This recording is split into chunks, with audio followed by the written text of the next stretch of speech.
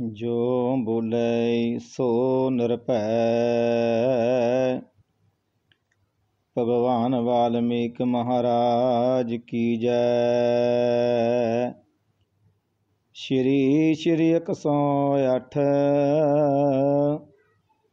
सतगुरु ज्ञाननाथ महाराज की जय। पप्पा पतन उत्थान भी तेरे ही है चोज। पर विरतत होते सदा रित मास हर रोज। फफा फलदाता सर्व के प्रगट हुए सरोज।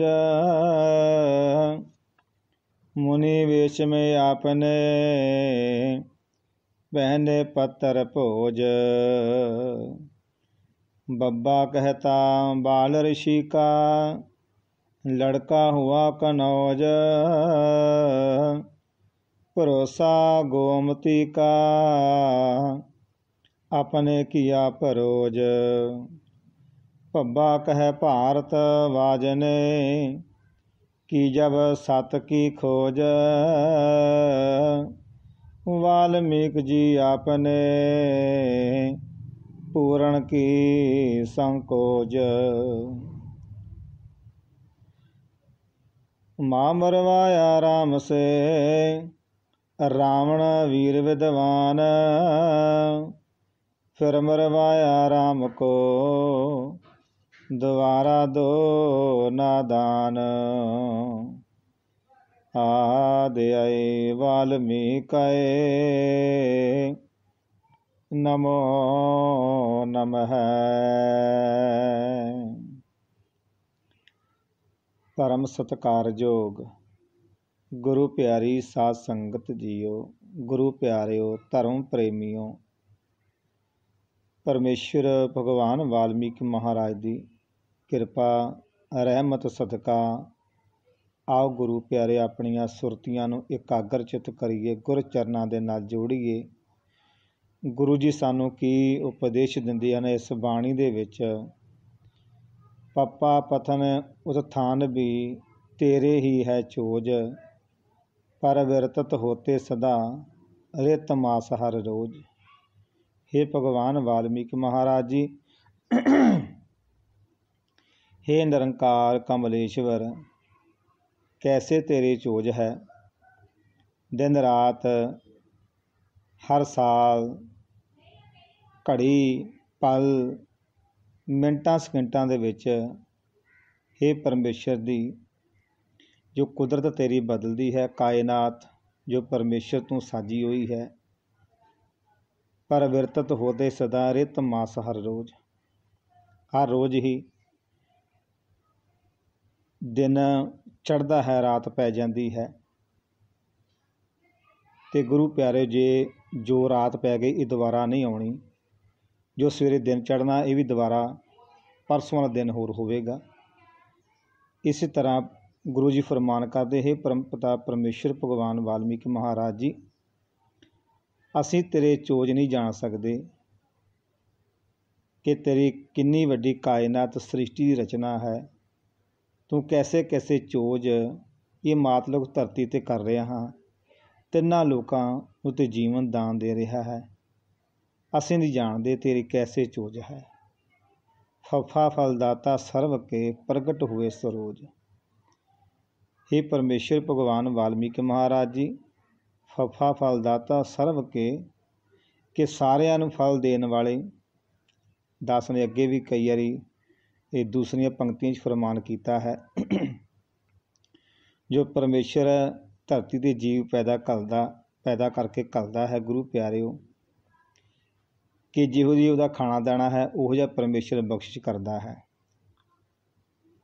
तो गुरु जी फरमान करते फलदाता सर्व के, हे परमेश्वर सारिਆਂ ਨੂੰ फल दाता दान देने वाले प्रगट हुए सरोज। इस सरोज ते इस सरोज भाव के दिन रात परमेश्वर की कायनात साजी सृष्टि साजी हुई है। दिन रात प्रगट हुए सरोज। हे परमेश्वर जी, इस कायनात धरती ते जो तेरी सरोज है, जो तेरी शक्ति पावर है, ये कोई नहीं जान सकता। हर एक नूं फल देने वाला तू है। किरपा करो, ऐसी दिव्य दृष्टि प्रदान करो, ऐसे अपने चरणों का ध्यान धरन की ओट बख्शिश करो कि मैं तैनूं जान सकां। किरपा करो। मुनि वेश में आपने पहने पत्थर भोज। हे परमेश्वर जी, मुनि वेश दे विच आप आण के जीवां ते किरपा कीती है। भोज दियां पत्तरां ते श्री विष्णु वर्गे होर देवी देवतियां दे लेख तो लिख दिते अपनी कलम दे नाल। मुनि वेश में अपने पहने पत्थर भोज कि तैनूं भोज दियां पत्तरां तो जाणिया जांदा है कि सृष्टि रचेता भगवान वाल्मीकि महाराज ने देवी देवतियां दे लेख, देवी देवतियां दी आलोचना जो संसार ते होना है, हज़ारां साल 10,000 साल पहले ही बयान कर दिता।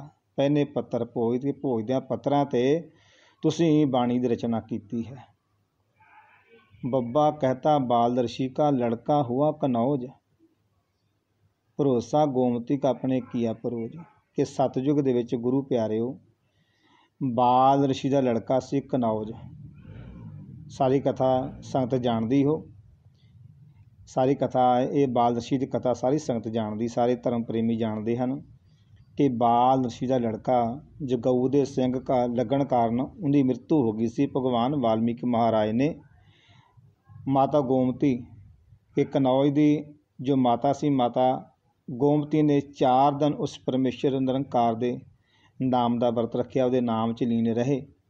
तो गुरु प्यारे श्री भारतवाज जी आण के दस गए सन कि सृष्टि रचेता भगवान वाल्मीकि महाराज जी चौथे दिन तेरे गृह विखे आउणगे ते तेरे बच्चे नूं जीवित कर देणगे।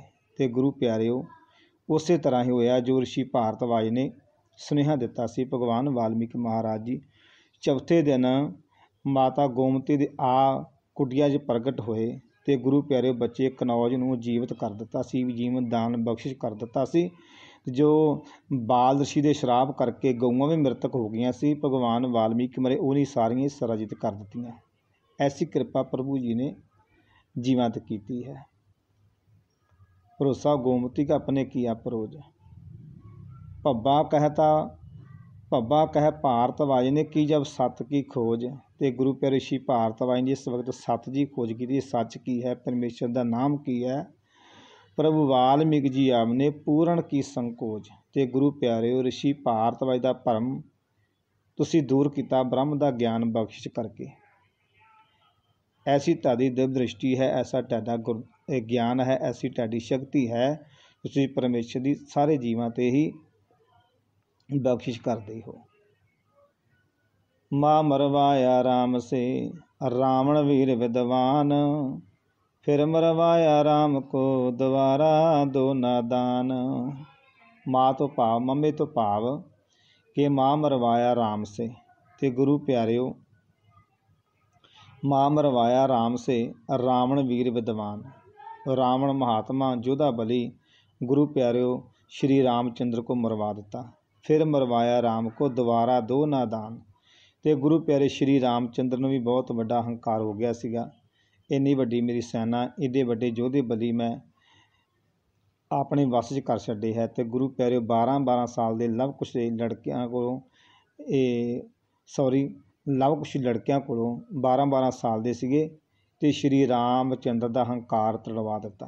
तो गुरु प्यारे आप ही मरवाउण वाले, तो आप ही जवालण वाले, आप ही जीवित करने वाले।